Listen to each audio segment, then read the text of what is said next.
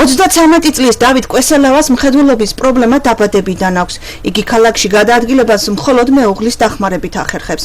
როგორც ჩვენთან საუბრისას განმარტა, არაადაპტირებული გარემოს შეზღუდული შესაძლებლობის მქონე ადამიანებს გადაადგილების პრობლემას უქმნის. გადასასვლელებზე არ არის დამონტაჟებული ხმოვანი შუქნიშნები, რაც მხედველობის არ მქონე ადამიანების გადაადგილებისთვის ერთ-ერთი აუცილებელი ატრიბუტია. ხმოვანი შუქნიშნები ძალიან კარგი არის. ცოტა მიჭირს ხოლმე გადასვლა.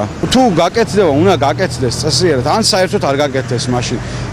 ის რაც კეთდება და არა აქვს ისეთი დახრა ამ პანდუს, როგორც საჭიროა, ძალიან უჭირს გადაადგილება ამ შემთხვევაში ეტლით მოსარგებლეს. პანდუსებიც ისი არის, რომ შეიძლება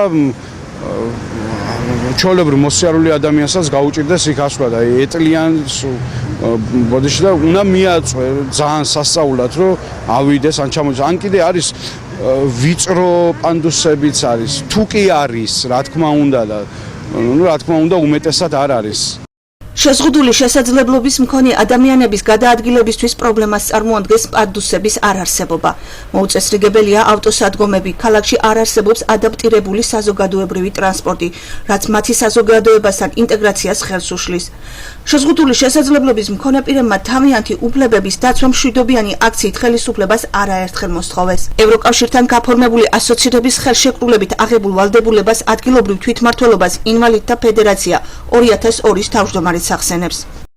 რა თქმა ავტობუსი ჩამომიყვანონ თუ შეზღუდული შესაძლებლობის მქონე ადამიანი განსაკუთრებით ეტლით მოსარგებელი იქამდე ვერ მივიყვანე.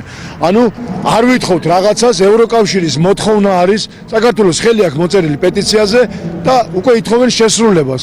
და ჩვენი თხოვნა თუ 10 და 20 არ გაკეთდება, დავიწყოთ 2-ით, 3-ით, 5-ით. არის გაკეთებული ბოტაფორიული პანდუსები, რომლებიც არ არის გამოყენებადი.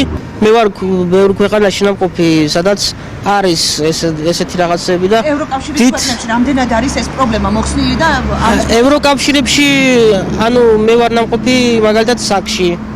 იქ არის მოხსნილი ეს პრობლემა. ანუ ადაპტირებული გარემო არის, ყველანაირი შექმნილი გარემო არის იმ ხალხისთვის, რომ მოძრაონ ეტლით მოსარგებლებმა, არა მარტო ეტლით მოსარგებლებმა, სმენადაქვეითებულებმა და ვისაც თვალთაკლია მაგათმა. ქალაქში ხმოვანი შუქნიშნებისა და პანდუსების საჭიროებაზე ქუთაისის მერიც საუბრობს. შოთა მურღულიას განმარტებით საკითხი ადგილობრივი თვითმმართველობისთვის პრიორიტეტს წარმოადგენს. და ქალაქში სადაც ესეთი მასშტაბური პროექტები დაიგეგმება, პირველი თემა მე ვთქვი და ვასრულებ. თამარ მეფეზე პანდუსების თემა. მერიაში გაკეთდება პანდუსი. ის ადგილები, რომელიც მოგვცეს შეზღუდული შესაძლებლობის მქონე ადამიანებმა პირველ რიგში გასაკეთებლად. გაისადი გაკეთდება როგორც შუქნიშანი ხმოვანი, ასევე გადასასვლელი შესაბამისი. ამიტომაც ამ მიმართულებით თუ რამე შეეძლება ქალაქის მერიას ძალიან ინტენსიურად იმუშავებს. რამდენიმე ადგილას ქუთაისში პანდუსები დამონტაჟებულია, თუმცა აუცილებელია სტანდარტების დაცვა. სწორედ ამ და სხვა პრობლემებზე რამდენიმე არასამთავრობო ორგანიზაცია ქუთაისში უკვე მუშაობს. საკითხების გადაჭრით დაინტერესებულია ხელისუფლება, რათა ქვეყანა ამ კუთხით ევროკავშირის სტანდარტებს მიუახლოვდეს.